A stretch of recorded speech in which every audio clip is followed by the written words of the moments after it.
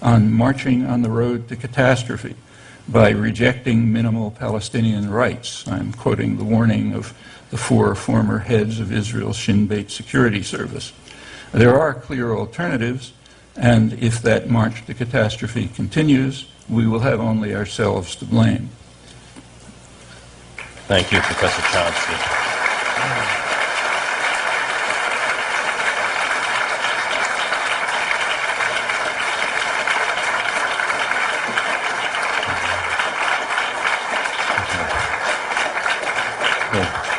In the spirit of discussion of this forum, we are now going to open the floor to your questions. So there are 4 microphones.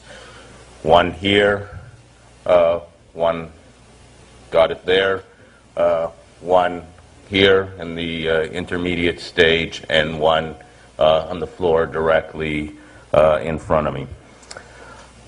We're going to proceed as follows, and so I want you to listen carefully, to respect the civility of the discourse that I intend to make sure that we follow here.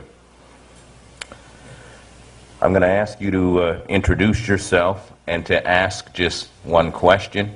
As the dean of our school always reminds people, questions end with a question mark. And out of respect for all of our colleagues and students here this evening waiting patiently at the mics, I will insist on only one brief question. I would also ask that you, where appropriate, direct your question to one of the panelists. After that panelist responds, I will invite his colleague for a brief comment, and then we will return to the floor. So that you know what's coming, I will begin over here, go up, across, and then back down.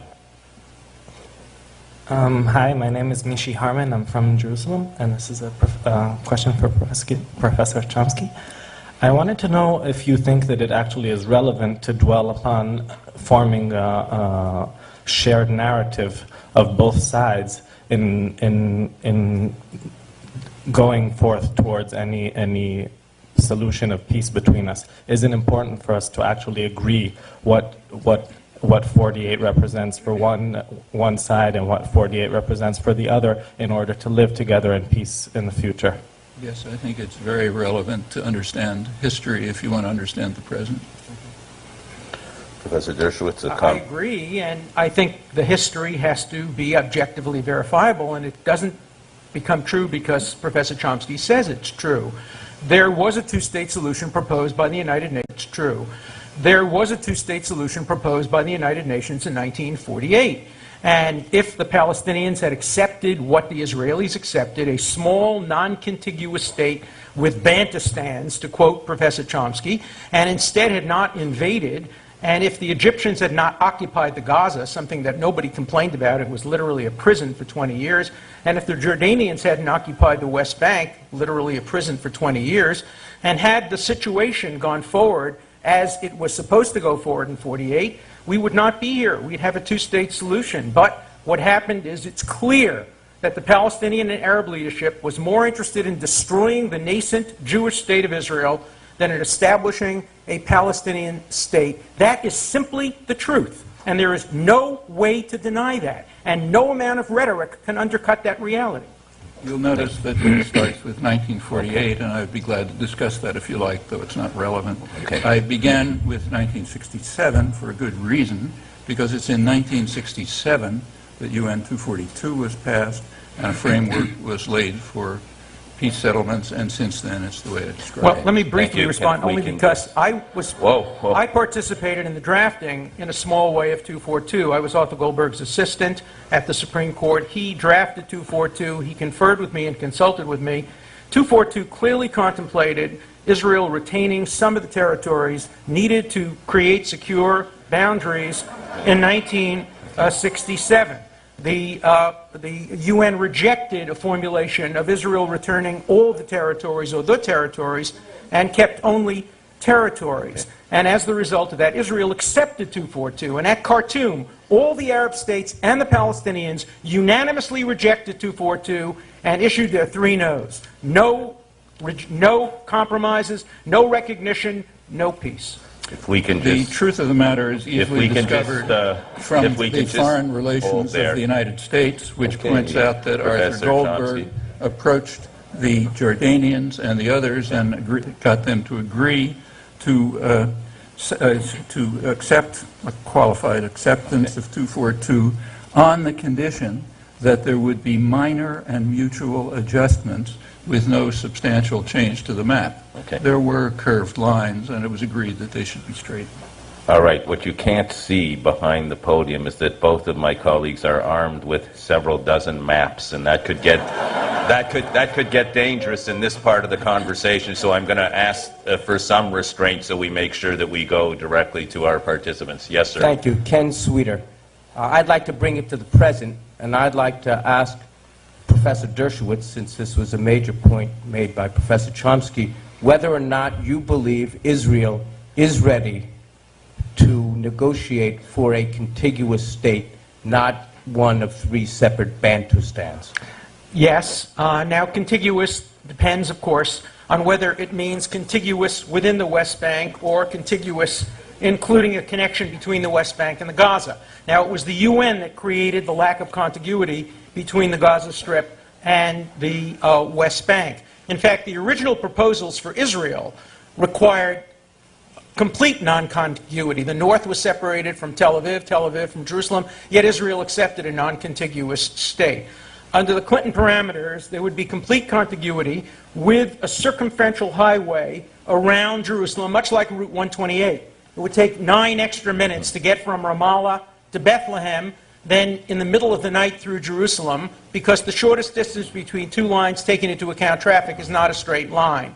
Now there are all kinds of creative proposals for functional contiguity between the West Bank and Gaza, including a high-tech rail line recently designed by the Rand Foundation. I have a picture of that in my book. It also looks much like the Danish railroad, a high-tech waterway, all kinds of ways of connecting all the Palestinian states cities to each other. Under this proposal, no point in Palestine would be more than 90 minutes away from any other point in Palestine, including Gaza. It would take 34 minutes to get from Hebron to Gaza City on the rail line. That is functional contiguity. And the fact that the leader of the Labour Party for years has quit his party to join a new party, and the leader of Likud has quit his party, both in the interest of making peace, persuades me. Plus an hour I had alone in Israel not so long ago with Prime Minister Sharon, and much time that I've spent with former Prime Minister Perez, that the will toward peace is absolute and genuine. Having said that, I also believe the will to peace by Abbas and many of the leaders of the Palestinian Authority is genuine too. Thank God Israel has to make peace with the Palestinians and not with the professors. Okay. Comment briefly from Professor Chomsky. For those of you who want to see the maps that lie behind Meron Benveniste's and Sarah Roy's and Human Rights Watch and the European Union and other comments, I have them here. But there's a very simple test that we could try. If that's a valid approach to contiguity for the Palestinian state in 22% of the former Palestine, let's propose it for the Israeli state in 78% of the former Palestine. Let's ask who would dream of proposing that. It was proposed. The Peel Commission proposed exactly that, and Israel accepted it. In 1937. But in a relevant period, we're talking about today. Today, who would propose that for Israel? When thousands of people have been killed by terrorism, you don't expect a country to go back to a proposal that was offered and rejected many, many years earlier. Options change when rejectionism sets in. Okay, let's go to our next questioner. Coming back to 2005, you mentioned the connection between... Oh, sorry, Professor Dershowitz. My name is Talal Salman, by the way. You mentioned the connection between Gaza and West Bank. Right. But I think, to follow up on my colleague, I'm not sure if this is what he meant. What about the pieces of West Bank we're going to end up with? What about the pieces of West Bank we're going to end up with? Okay, Settlements are continuing to be built inside the West Bank. The wall is being built inside the borders of 1967. So now please talk to me about peace, about pro-Palestine, when it comes to building walls and actually separating the West Bank from East Jerusalem. Okay, here is what a Palestinian state would have looked like had Camp David and Taba been accepted. It would be a completely contiguous West Bank with an area that, including Ma'aleh Adumim and some of the other areas right side of Jerusalem, which would become part of Israel and would remain within the wall. The ultimate goal is to have a separation fence that is on the border, the accepted border. And I'll tell you what I think the real options are today. The real options are, if this new peace party wins, if the Sharon Peres peace party wins, it will offer the Palestinians a very good deal, a deal much like that what was rejected at Camp David and Taba. And by the way, if you think it was the Israelis who rejected it, just ask Bill Clinton. He has told me, Dennis Ross has told me, it was completely in the fall, completely in the hands of the Arafat, and that's true of Prince Bandar as well. But if it gets accepted this time, and if the peace party prevails again, they will be offered something very, very close to that. It will be a viable Palestinian state, much more viable than anything Israel was offered and accepted in 38 and in 47. And I think every reasonable person today would urge the Palestinians not to repeat the disastrous mistakes they made in 48, they made in 67, they made in 2000, they made in 2001. This time say yes, accept a Palestinian state, build it, create an economy, create a political system, and finally peace can be achieved. Thank you, Professor Chomsky. For those who you would like to see the map, I have it. It's, as I said, from Ron Pundak, the leading Israeli scholar, the head of the Shimon Peres Peace Center. It shows, this is the Camp David map, which Clinton recognized was impossible, which is why they went on to Taba. And it cuts through the West Bank completely. It's not that. It is. Here it is. Here it is. This is Ron Pundak's map. That's the one the Palestinians... We know that everyone can Ron see them Pundak clearly. is not a Palestinian. He's the head of the Shimon Peres This is Peace Dennis Center. Ross's map. Yes, Dennis Ross was the U.S. negotiator That's whose right. word is meaningless. Ron Pundak is the leading Israeli scholar. And if you want to go into why Ross's book is worthless, I'll be happy to say it. It's obvious to any reader. It stops. You know, right what's obvious to you is not obvious to other people. Well, I'll tell you why. It stops. Notice that his book stops immediately before Taba. Why? Because Clinton's parameters and what Clinton said about the acceptance of them by both sides and the Taba negotiations completely undermines Dennis Ross's book. So he therefore terminates it right before that and can therefore make these absurd claims. But if you want to learn something about it, look at Israeli scholarship. It's much more serious. Thank you. Good evening. I'd like to thank both professors for speaking so eloquently tonight. My name is Josh Suskowitz. I'm a recent alum of Harvard College, and I'm really glad to be back. I have sort of a simple question for Professor Chomsky. It seems to me that you left out in your analysis the element of violence, psychological, physical, against Israel and against Jews. And it seems to me also that the history that Professor Dershowitz described, a lot of that is dictated by what happened, the terrorism, the wars against Jews, especially considering the immediate history right before the establishment of the State of Israel, the Holocaust, and everything that has happened since. So I'd like you to address the effect of the psychological effect and the physical effect of war and terrorism on Israel. Well, that's half of a very important question. The other half of it is, what's the effect of war and terrorism on the Palestinians? Now, if you take a look at, we're not supposed to talk about that question here, but if you look at them both, you'll find that what Benny Morris described is in fact correct. The balance of terror and violence is overwhelmingly against the Palestinians, not surprisingly, given the balance of forces. And that's even true, that's true right to the present.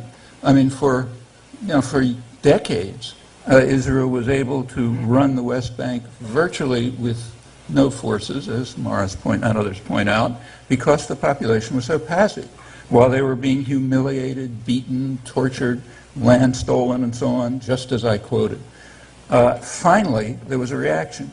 And it's interesting to see the U.S. reaction to it. in the first month of the Intifada, this one, October 2000, in the first month of the Intifada,